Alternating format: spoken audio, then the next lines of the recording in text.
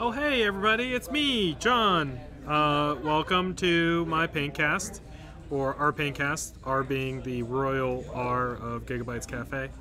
I will be working on some Croak trappers today. These are the guys from Privateer Press's Hordes game. They are a blind water model. They're super adorable. I'm gonna make sure everything's in clear view. So I'm working on a pretty delicate part right now, which is going to be the skin tones.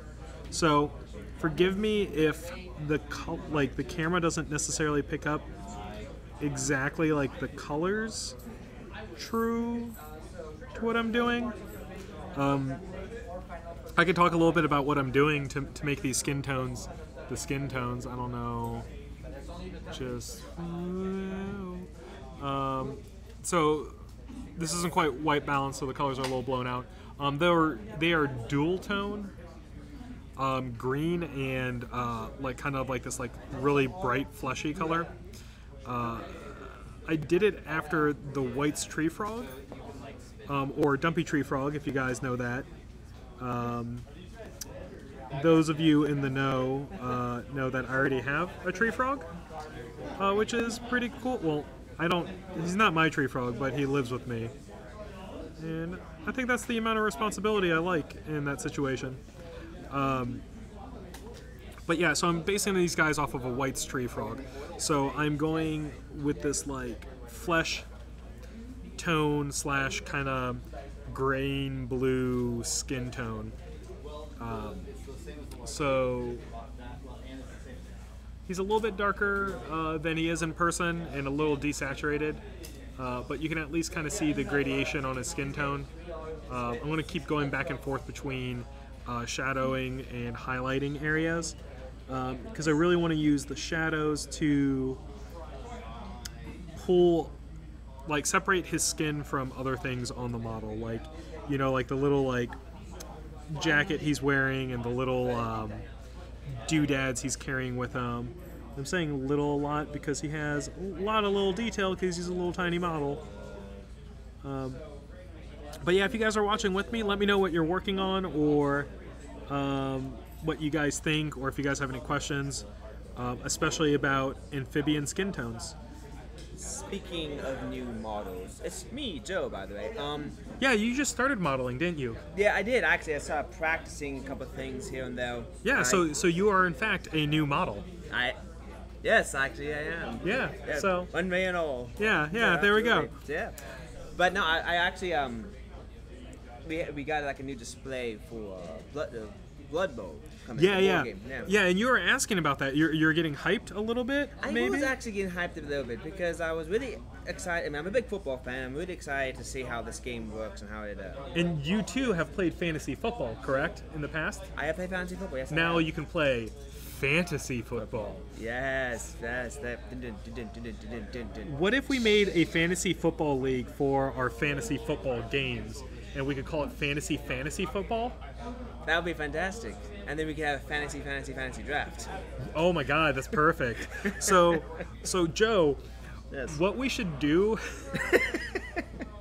if we ever get a Blood Bowl league going, I would like to have you do after game reports, as though you were telling people what to draft and what to look out for in their fantasy games. We could have gigabucks, and then we could have a pool going or something. Oh yeah. I'd love that. That'd be fantastic.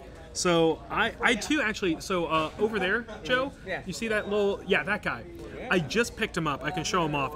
I wanted to actually maybe work on him on the stream. Mm-hmm. This is the Minotaur from Forge World, and he is one of the Blood Bowl characters that you can recruit for Chaos teams, as amongst several others. But I wanted to make sure all the resin lines or the mold lines were clear on him. And I also wanted to get some time to figure out what my paint scheme was going to be for my Chaos team. But I'm picking up a team, Joe, so you should pick up a team, and then we can learn how to play together. I was thinking about picking up the dwarves myself. There's a dwarf pack over there I'm really excited about. So, I'm a big dwarf fan in general. I wish they were in Warhammer 40k, but, maybe one day. One day, yeah. There's actually 2 separate dwarf races in Warhammer 40k. Okay, so you have the Squats and... The Demiurge. Oh, really? So the Demiurge are they belong to the Tau Empire. So the battlesuit guys, Yeah. and they are described as a squat race, like a short race, made of some sort of bioorganic stone. Wow. And they're really good craftsmen. They make the best spaceships, Okay, cool. the bigliest spaceships. So I think those are likely to eventually come to 40K. The Demiurge as a Tau expansion, Yeah. but that would be another way to play. Dwarves and Warhammer. Yeah, Yeah. 40. Well, also, I know that the Necromunda. Necromunda may have a couple of Yeah, squats, like model squats, which I'm really excited about. yeah. I don't think you'd be able to play them and cross them in the. So there's at least one squat model that we know of for Necromunda, and he's a bounty hunter, so he can be used in pretty much any gang. By the way, I'm making a highlight skin tone, and this is going to be sickly skin with a little bit of arcane blue. Okay. And the arcane blue is just to help get it in line with the rest of the model, so I'm not doing like a super stark highlight. I just want a highlight that's strong enough to kind of like line the areas of definition. Like right now, I'm contouring this frog's butt. So someone please get a clip of me saying that and just play it as much as you want. Oops. And Joe missed me saying that, so that's all good. Yeah. I don't need Joe thinking less of me. I was too busy looking at these dwarves. Yeah.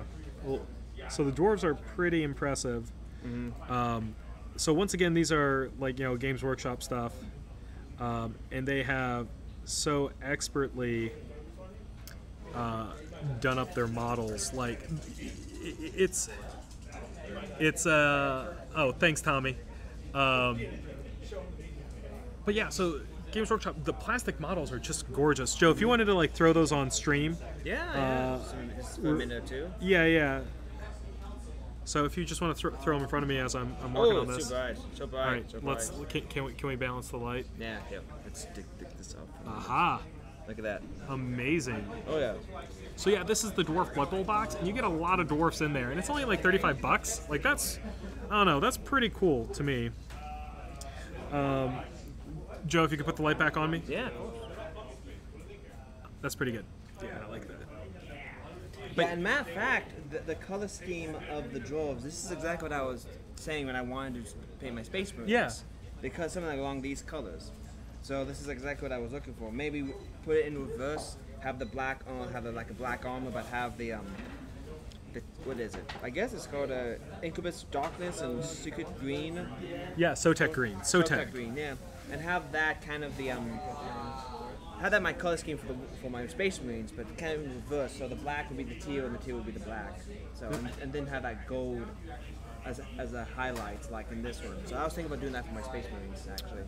That sounds pretty cool. Yeah, Like, so I'm thinking about keeping Crimson Tide, either Falcons or Crimson Tide colors. Alabama, yeah.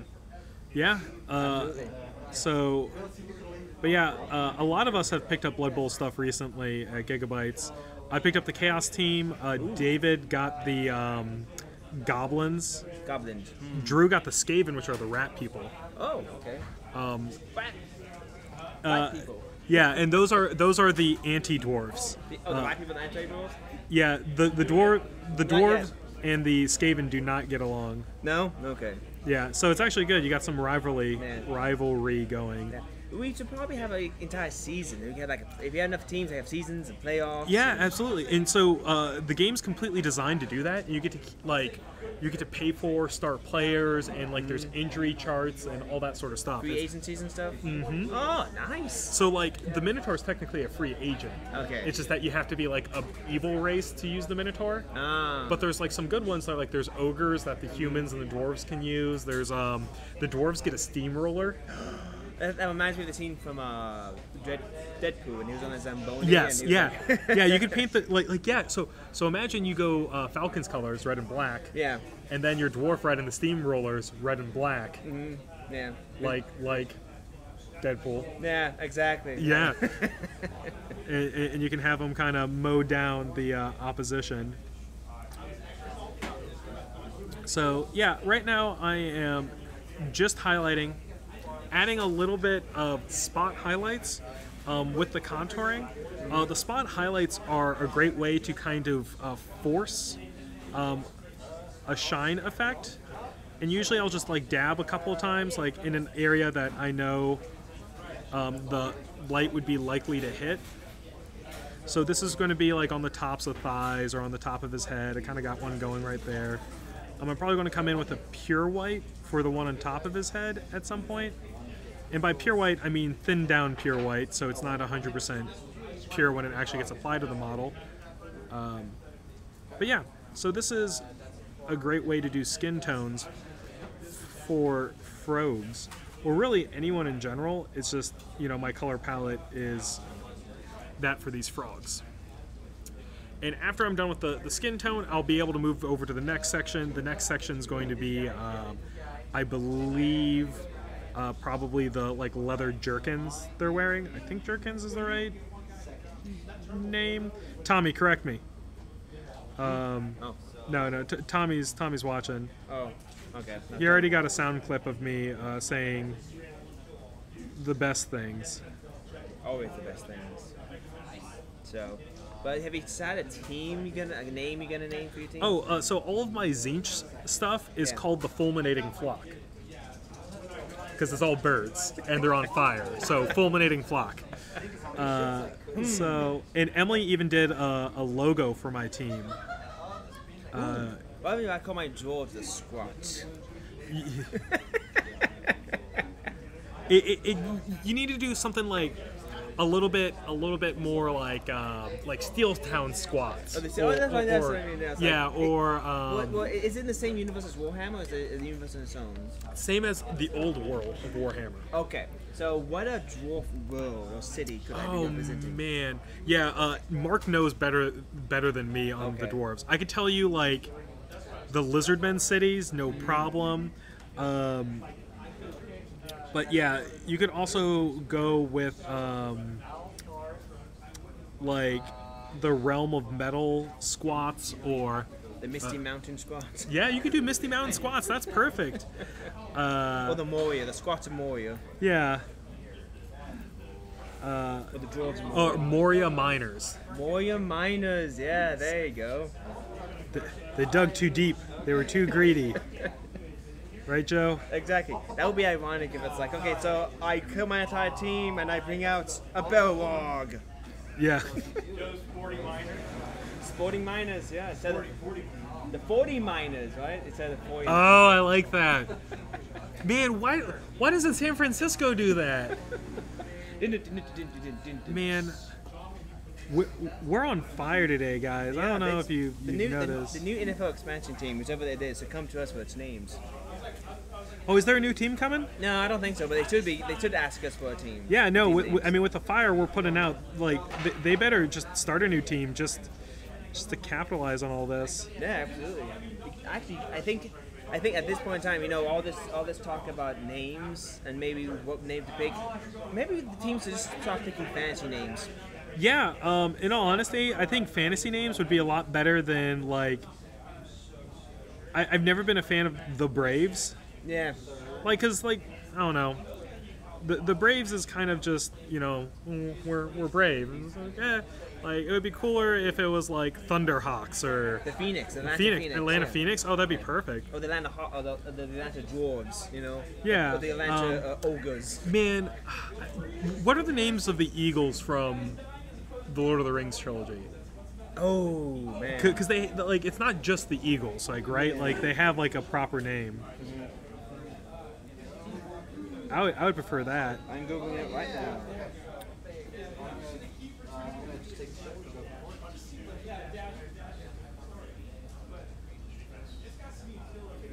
I think someone to be. But yeah, I hope everyone's working on their. I hope everyone's working on projects and getting things done. I know I'm getting things done. I'm getting pretty happy with how these guys are turning out. It's I will say, like, with these guys, these little frogs are not anything that I'm not already used to doing, but it is definitely a treat to get to work on them. So this is kind of like a break stream for me. It's like, okay, cool, paint these little frog guys. And it's something that I enjoy, and it's something that I wanted to do. So, and once I'm done with the skin tone, it's going to be a lot of playing with color theory to make sure that I am getting the most out of my models and making sure that all the detail is clear and like you are able to see it. So I think the leather jerkins are going to be my favorite color, which is going to be sanguine base. Make sure that they're kind of like a deep Merlot-y off red, and then from there I will probably, I don't know, I'll figure out something, guys. Oh, we could do the stream. We could do a stream and we could like, welcome to today's battle, blood-bone match between the dwarves of Moria and the orcs of, I don't know what, the flaming orcs. What was that? Fulminating flock. The fulminating flock. That's it. Yeah. I like me some alliteration. Illumination. I am painting the eyes, and this always feels like surgery. Luckily, the Croaks, their eyes are fairly, like, the detail around the eyes is fairly, like, recessed, so getting just the actual eye itself is fairly easy. And I'm doing this with a Bogren brown, which is like a brownish orange, and I'm planning on taking this to a yellow. And once again, this is to contrast the skin tone of the army and to like really, or not the army, but the contrast the skin tone and really make their eyes pop. That's the eyes I already did. And these guys come in a pair, a unit pair, which is really nice actually mechanically for War Machine and Hordes. They're a fairly inexpensive unit, both monetarily and point-wise in the game, and they fulfill several vital roles to the army. They're scouts, so they have like all of the abilities you think scouts should have. So like they can move through trees unhindered. They start the game like further up the board, and they have lots of ways of like doing like recon and like holding zones and objectives and all that sort of stuff. So I'm sitting here with this Bogren Brown. I'm constantly, or is this mediocre? This might be mediocre. I might have been misspeaking. I should probably look at my paints before I start doing this. The Dwarf Giants. It is mediocre. Guys, Meaty Ochre from Privateer Press is one of those colors that I can't sing enough praises about. I'd like to thank Dallas Kemp, who I can only assume designed this. And maybe one day he'll watch one of my paint streams. I think he'll watch some in the past. Maybe one day again he'll watch one of my paint streams. So yeah, doing that, I'm going to go back and do 2 thin coats of this meaty ochre over the eyes. Since this is going to be eventually a yellow, you want to make sure that coverage is there to get the most vibrancy out of it.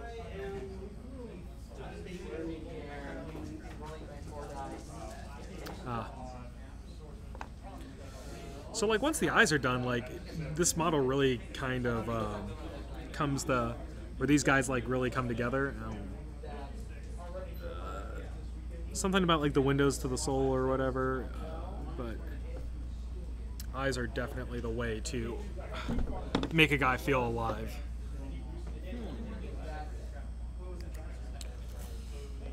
So yeah. Okay, looks like this is another version of the dwarves. So I'm going back in with now Cygnus yellow because I'm painting some highlights to the eyes.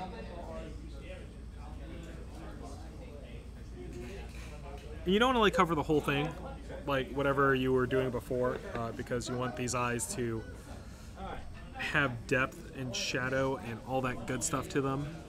So I'm only doing the top of them, like the top right, leaving some of that mediocre still there. And now for the tough part. It's going to be painting the black. Excuse my reach. So dotting eyes is always tricky. The nice thing is when you're painting not humans, you can get away with a little bit more, I will say, creativity.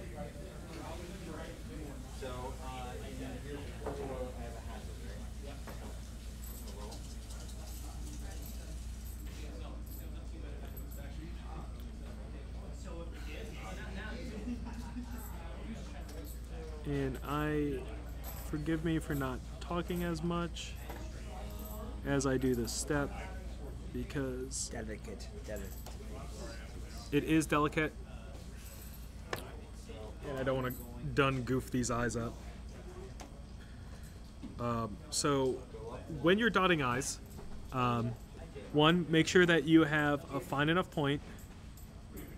Make sure that you have not just globbed on paint. So usually that means dragging your brush across like either your palette. I like to use my thumbnail. And then one of the, I know I'm not doing this because I'm talking to you guys, but one of the important things I learned or was told while doing this is breathe out as you're making that dot. So it's like flexing, right? Like you don't want to like suck in, inhale as you're dotting these eyes. You're basically using that to control your muscles. Oh, what was I off the stream? Yeah. Sorry. Okay. Sorry guys. You know that pivotal point that I was doing? That was all off stream. So embrace your arms as well. So I am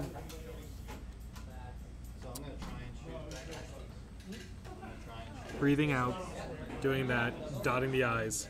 These guys look amazing. I'm amazing. Joe's amazing. This is true. This is all true. Everything's amazing. We're all amazing. Yep. Hey, look, not copyrighted. Yeah. Which is really good. All right, guys. So this is where they're at now. I don't know if holding them over the black is a little bit better or worse.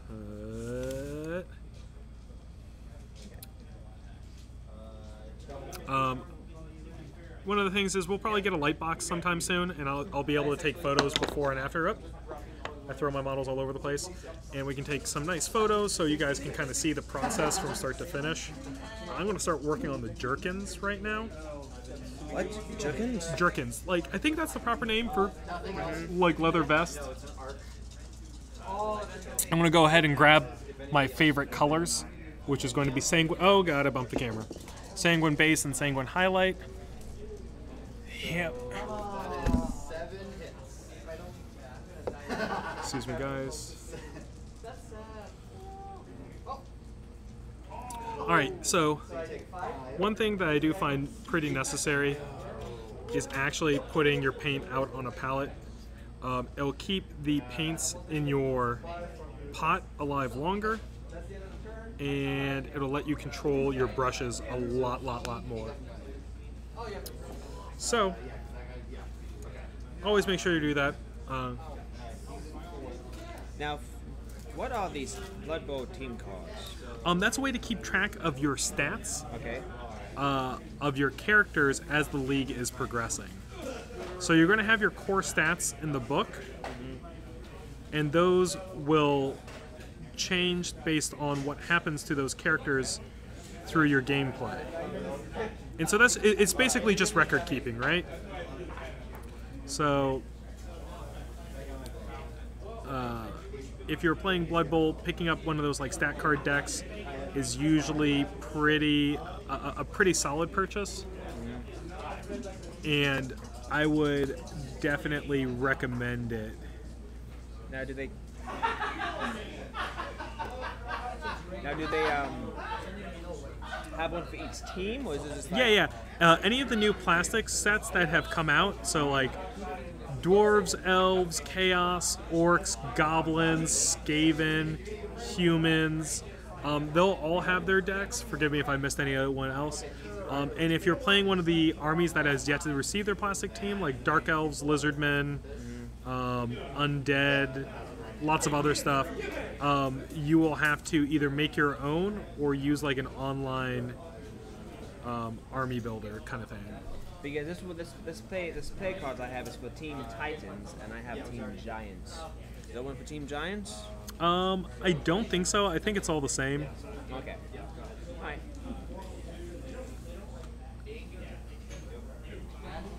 I'll leave it to Ben because I think we can say that. And so, while working on models, I usually like to start from the skin and work up, because usually the skin is going to be the lowest thing on the model. So, you know, when I apply color to the vest, I don't have to worry about it running off onto the skin nearly as much as if I was like working on the skin. I might fat finger my brush and run a lot of the skin color onto whatever clothing I had already painted. So I like to work from the lowest layer on the model on up, and that is almost always going to be the skin. Unless you're working like with some sort of undead, or like a model with like a metal model, and by metal I mean like something that is supposed to be metal, and like you have to work from the lowest mechanical layer and moving on up from there. And one thing to note is, like, when you're applying paint, I know you're base coating and you're really going to want to like get through this like super quick, but be careful of having too much paint on your brush, and that's a good way for things to like bleed over and really kind of ruin your day. And I don't want your day to get ruined. I want your day to be a good day.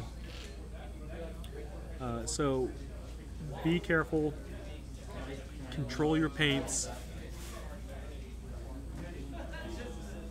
and be patient. You know, most of the time we are not rushing through a model because there's like a paint competition coming up. And if you're rushing through a model for a paint competition, then you're probably not going to get the best results anyways, right?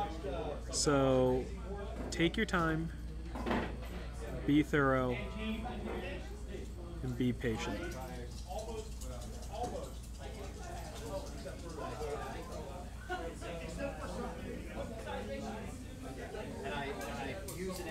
If you are rushing, let's say to get like something like three color ready or something like that, almost always, like, I will just base the model, like, you know, make sure all the flat colors are there, like, you know, skin, armor, and all that, and leave all like the washing or the highlighting until later. Just get those base coats done, just so I can go to the competition or whatever I'm doing with an army that meets the requirements.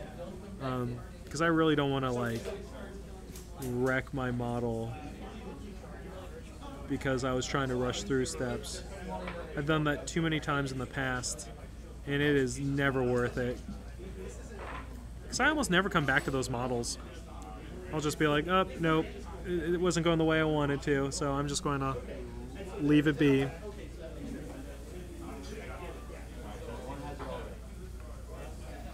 But if anybody has any questions, just let us know in the comment section below. We'll be more than happy to answer it for you. Yeah, me and Joe are both here. Joe's just looking up stuff about Blood Bowl. Yeah. Because he's getting hyped about it. Really getting hyped about it. And trying to... It'll be fun to start painting with it. Oh, yeah. They're a blast to paint. I am... Maybe on the stream it'll be my next thing on my stream will be a Blood Bowl team. Ooh, that'd be fun. Yeah, don't forget, if I want to do the Crimson Tide Alabama or the Atlanta Falcons colors. Aren't they the same? No, one's a crimson. This crimson and white, and with a gray in there. I could probably have a gray outline as a complementary color, kind of like just a highlight. But isn't like Atlanta Falcons like red, black, and white? They went black and white, and they one of those colors actually was gold. And the owner of the Falcons, when they came to Atlanta, he wanted to try to incorporate not only the Georgia Bulldogs colors, but also Georgia Tech's colors. And Georgia Tech was gold and black, so he added that gold in that old like 1960s or 80s uniform, where they have a mixture of black and red. So like black jersey, red helmet. So I thought that was cool. So if I did do the Falcons, I would put some gold in there just to highlight this, continue that tradition. So what colors are you gonna paint yours? So the fulminating flock is white, blue, and orange. White, blue, and orange. Okay. So I guess it would be like the closest to probably like the Colts or the Broncos. The Broncos and the Gators. Oh yeah. The Gators too. The blue is going to be the primary.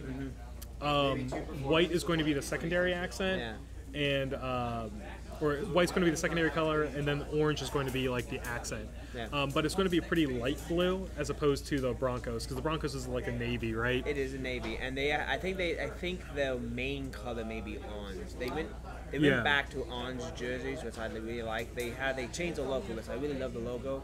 And I really like that uniform, and I like how they have the orange uniform now. It pays homage to the old uniform while at the same time incorporating new elements of the logo. So I like that. I wonder what Drew's colors are going to be. Knowing Drew, it's probably going to be gray and green, I would assume. Gray and green. All right. There's actually not that many sports colors with gray and green, right? That's true. I mean, yeah. Because Skaven are definitely on the evil side of things. Okay. And great way to represent evil is going to be green. You see like it a lot in like Disney movies. Like they'll use a lot of greens in their enemies or the evil people. Yeah. The best example is Maleficent from yes. Sleeping Beauty. When she engulfed herself in flame, it was green. You know, she had green skin as well. Yeah, green when she used the power.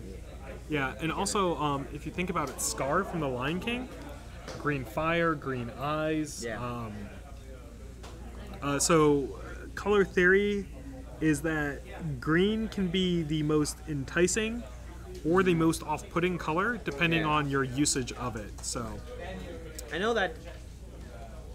I actually played a game with somebody who we found out that the reason why a lot of fast food restaurants use red and yellow in the logo is because that's supposed to entice hunger. Yes. So you're trying to play a game. How many restaurants don't use red and yellow in their logos? And it was very difficult. We came up with a couple. We came up with Old Charlie's has white and green as one. Yep. I think Captain D's has orange and blue, but I think orange is a shade of red. So. Yeah. So. Perkins. That's another green and white. Yeah. So, it's really not that many. No, it's really not. Yeah. So, fun fact from here at Gigabytes. Yeah. So. Learn you some color theory. Oh, yeah. So, and also if you remember, have you seen the movie The Shape of Water? Yes. Okay. You notice how the color palettes were green and blue and of course that's supposed to represent the color of water. Right. Yeah. So for anybody who's curious about it, if you've seen that movie, if you haven't noticed that, like they have tiles and the color of the walls and even the apartments, you see those colors in the theme. Even the pie that the gentleman was getting was a form of green. So it's all just there to convey that idea. So, going along with the color theory that you mentioned. All right, I'm gonna start working on the other guy. But you see how much that red kind of contrasts the blue of them? Like really, I do, yeah. Each one makes it pop. That's usually my favorite color combination. Is going to be cyan and magenta.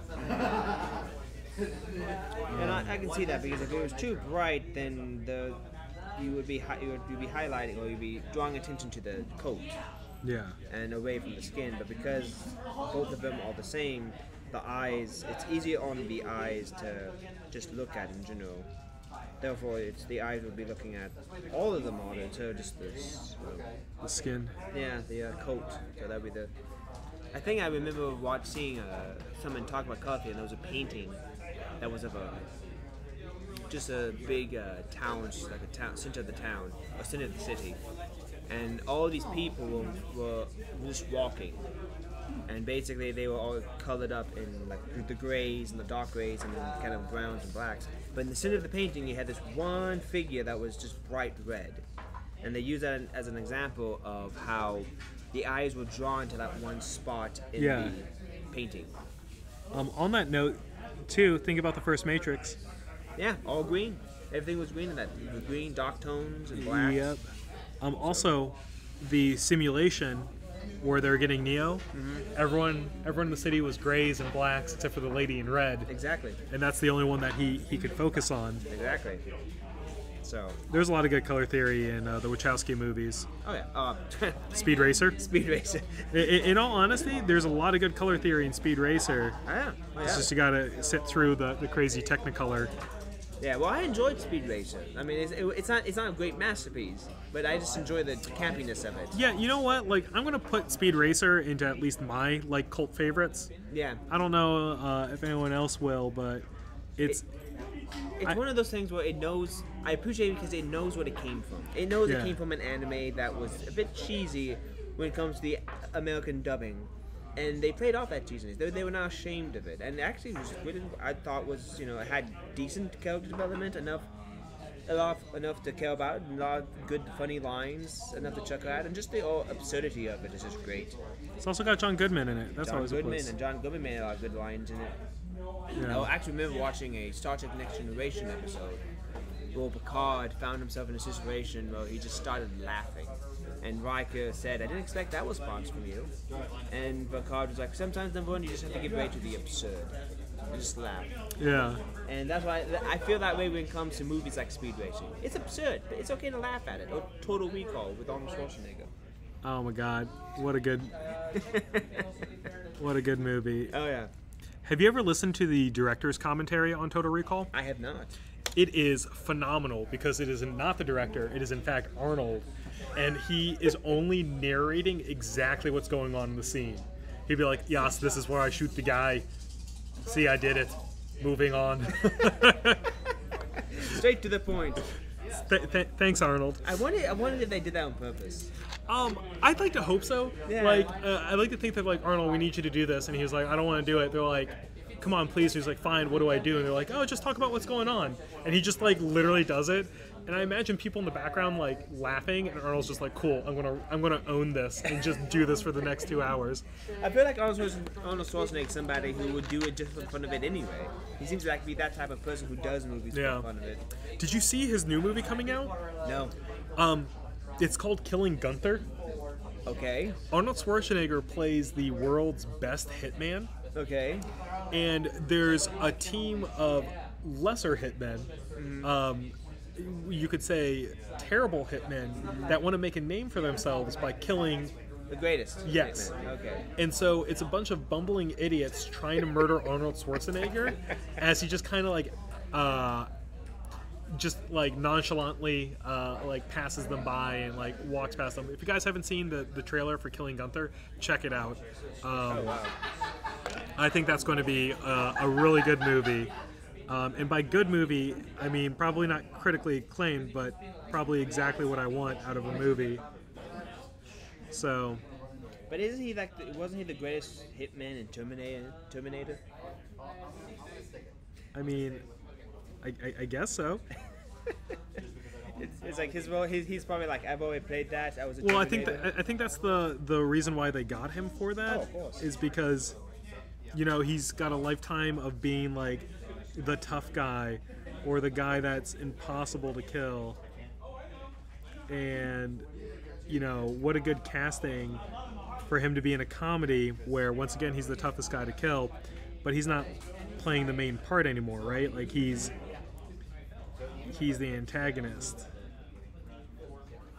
Yeah, it's like he's not the villain like in Terminator, which I thought was a really good twist on that movie's part. Oh yeah. Well, it's like for advertisement, it's like Arnold Schwarzenegger is the Terminator. Like, oh, that's a Arnold Schwarzenegger be the good guy. I'm like, whoa, and he's just like shocked, like he's a bad guy. What? So Yeah. I thought it was fun and good. So. I do. Did you see that new Muppet movie coming out? Oh, yeah, a little bit. I'm not super a big fan. They're getting sued right now. They are? Yeah, they're getting sued by Sesame Street for basically copyright infringement, where it's basically too close to the puppets in Sesame Street, and their marketing's using Sesame Street in the actual marketing, like not in conjunction, but it's like no Sesame, all street is the tagline, and that has gotten them into some trouble. I thought there was like a fair use act and There is, however, it ends if someone could reasonably watch that trailer and be like, is Sesame Street making this? And the fact that they're using their name in conjunction with it, like, and also using the puppets that look very similar to the ones in Sesame Street, there is a case for someone to say, maybe someone who's not in the know could mistake this as a Sesame Street movie. And of course they're concerned about Yeah. the brand. Yeah, and so that gets by it. So they're going to take it to court, and we'll see. It'll actually be a fairly interesting case to watch out for. Because, there's like a lot of parody movies that come out, but this one, I guess is pushing the envelopes a little bit because they're taking something that's solely for kids Yeah. and, making an adult movie out of it. And yeah, it'll be interesting to see how it shakes out. It is. I do. I'm interested because I know that I had my friends tell me that it was something a movie that Jim Henson was trying to make eventually. Like What? when he was still alive, and he was trying to get it made, but could never get it made, and his son was directing it and tried to get it made, kind of just to honor his father. So. What, this movie that's coming out? Yeah, this movie that's coming out. That it was kind of a project that never got made by Jim Henson himself. Oh, I didn't realize that. I didn't realize it was his son making it or producing it. That's probably one of the reasons why it was going through such a 5 years in production. Was they're trying to go through, make sure they got everything right, and now suddenly they're like getting sued. I'm like, that's just great. So When it comes to lawsuits, remember, you can never get something 100% right. I know that's really the problem. It's like If people want to sue you, they'll sue you. they find some reason to, and we're getting more and more. And because of all this suing, we're getting more and more specific with language. You see all these warnings, things that you normally would think is common sense, but I actually bought a frisbee that said, "Throwing object at somebody may cause damage." Yeah, because it will. Yeah, it will, and it's like okay. So. Alec, you're back. Mm-hmm. Yes, I am. Is it time for happy birthday to you? I don't know. Is it? Guys, everyone watching the stream, say happy birthday to Alec. Hey, Nope, you almost saw me. Alex sitting down joining us for the rest of the stream. It is his birthday. Oh, John says that he thinks that Sesame Street already lost that suit. Oh, did they? Yeah. Immediately. It's like we mentioned it. It's like nope, court's already decided. Oh. Yeah. Well, I mean, that would have been really quick, like, because I just heard about that. It would be like Back to the Future quick, because like in 2 hours, Yeah. the justice system moves swiftly since they abolished all the lawyers. I don't think they had a leg to stand on. Is the thing. Like they might have threatened a lawsuit, but No. it's puppets. Yeah. If they were going to have a problem with it, they were going to have a problem with Avenue Q. Yeah. I mean, it is a spoof though. I mean, it's kind of I feel like it is a spoof now because the Muppets have been so well established over all these decades. I mean, if it's, I haven't watched the trailer, so I don't know what's got their dander up, but. I mean, it is aimed toward adults, so I want to make that quite clear for anybody who's watching. Yeah, I guess that's true, John. It is quick when a judge just says, "Nah, get out of here." I love when judges do that. This is a waste of my time. Yeah. I wish more judges would do that. But then lawyers can twist whatever narrative they want to get. So, well, some lawyers. So staying in the War Machine vein, War Mahorts, Yeah. I think I'm going to take the plunge. You make that, Victor. Thinking of magnetizing them. Cause Magnetizing is actually really easy. Mark did it the other week for a commission, and it took him like all of 20 minutes. Nice, very nice. Because the main cannon on the Conquest/Victor kit can socket by tension alone. So Very nice.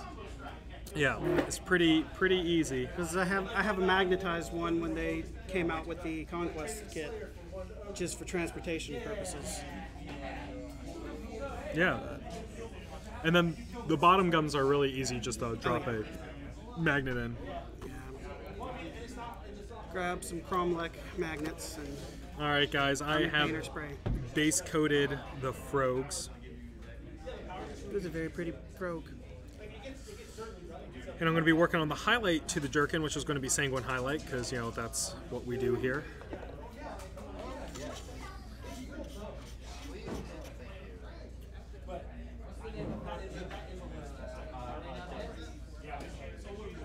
Oh, a lot more detailed than I think I'm going to end up running them. But So yeah, Sanguine highlight's one of the few colors that I don't feel like I need to mix anything into it out of the pot to get started on the highlighting.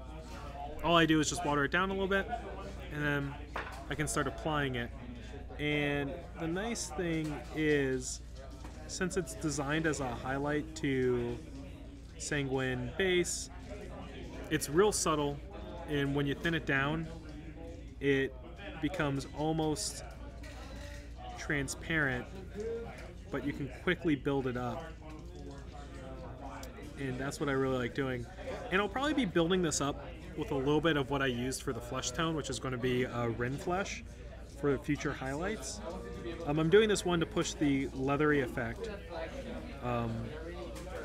by adding some more subtle tones to it, and then also tying it into other parts of the model as well. And this guy's absolutely great because usually like a leather vest like this or jerkin, whichever way you want to call it, they usually end up being pretty flat. But the sculptor to this added in a bunch of real subtle folds and little divots and details, like this has been well worn. And so this will make for a really interesting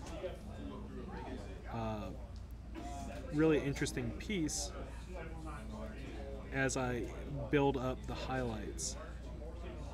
It's got a strong line down the middle, and then it's got all these little indents, folds, rivets, all that good stuff. And so I'm going to be focusing on both leather vests first, and then coming back and doing the details like the little like armbands or the loincloths. The reason why I'm doing this is because those areas aren't nearly as subtle, and so I want to make sure that I'm dedicating my focus to the areas that are going to require the most attention from me. Because the longer I'm painting, I know that I will start becoming quicker at areas, and I want to make sure that all of my attention, as long as I have my attention, is going to be directed at the subtle parts, the parts that could easily get overlooked or sped through. I think a lot of painters have that problem where the longer they paint, the quicker they start to speed up and rush through things. I'm thinking about it. It's his birthday, you should tell him to do it. Do it. Uh-huh. You gonna wrap it up for me? I can. You want to use your employee discount? I don't know what you're talking about. Hey, that's what I thought. You hand out bone swarms like they're candy, but $100 model, and all of a sudden, oh, Rob's got more. Okay, so here's the problem. But if I use these, okay, yeah. So I'm using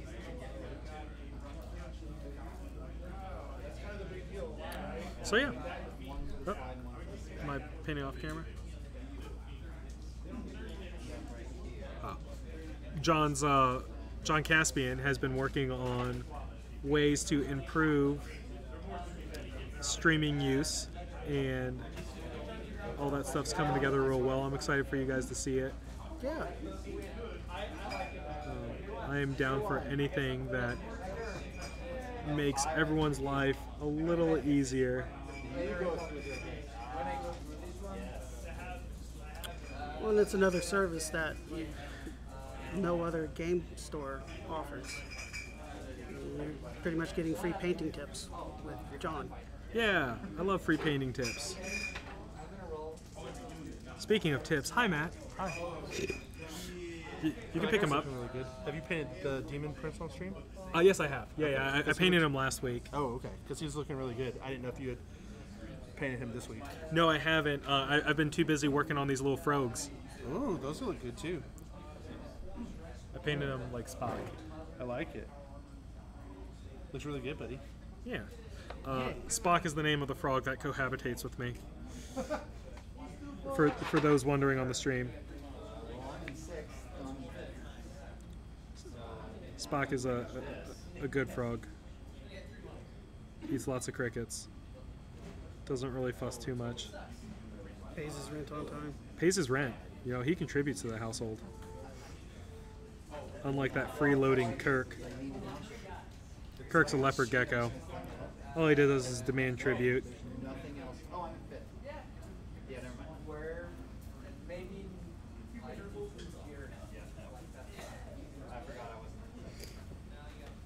So you've got a leopard gecko, a white tree frog, any other reptiles or amphibians? That is all of the reptiles we have. We do have a house cat that lives with us as well. And we're looking at getting a dog. No? Any particular kind of dog? A stray. Like, we just want to adopt. So Nice. we don't really care what breed it is. We're looking for a little bit of an older dog, like, you know, Very good. at least 2. Well, that way you know what you're getting too. Yes, and With the puppy, it's a grab bag of personality. that's the thing is, like, you know, at my house, like, you know, everyone's got a full-time job. We can't, like, sit around and take a month off to train a puppy, you know. We Right. can, however, find a dog that needs a home, provide it with a home, and hopefully everyone involved is Better for it. yeah. Now, the issue we're having is finding a dog that's older that also gets along with cats.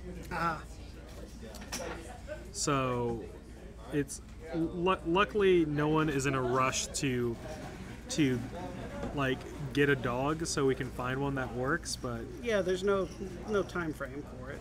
yeah, so hopefully that's sometime soon. And if anyone on Streamtown knows of a dog that needs a home, you holler out to your boy John. Right, Tyler? Right. Yeah. Tyler, what are you working on? Customs?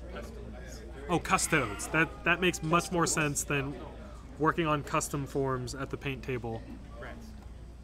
Oh, Skaven. rats. Pestilence. Pestilence. Man, my ears are shot. Dirty, dirty skating. You go to a couple concerts in your 20s and you just can't hear anything anymore. What? What? What? What?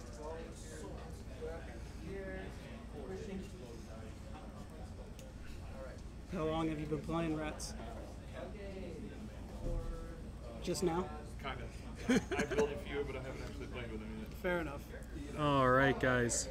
I've got Well, we several are thousand points of rapidly approaching the end of the stream. I started with So I appreciate Wizards. You hated how they played? appreciate everyone who came by, and we hope to see more of you guys next week. And feel free to comment and give us a shout out on these stream pages. Thank you very much. Thank you guys. Bye bye. or you're not going to see a chance of winning. Oh, hi Max. I don't know. I feel like they have some options, but you're forced to do. You're forced to have that.